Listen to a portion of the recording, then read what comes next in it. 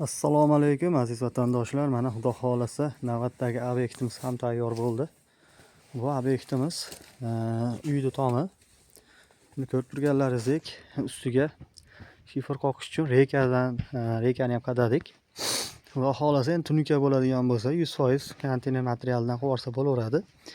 Konteyner materialiga o'ziga ham reka shifer qoqsa bo'laveradi rekasiz.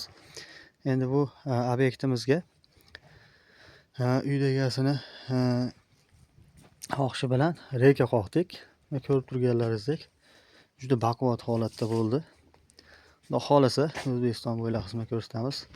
Kimga mana shunaqa obyektlar bo'ladigan bo'lsa aloqaga chiqaverasizlar. Bundan tashqari mini stadion, katta skalat tomlari, xudo xolasa 25 metrgacha bez ustuni yopadigan joylar bo'ladigan bo'lsa aloqaga chiqaverasizlar.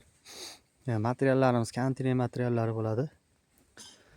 Ko'rib turganlaringizdek xudo xolasa mana yengil tomni o'ziga ham misol devorlarga ham o'ta nagruska bo'lmaydi.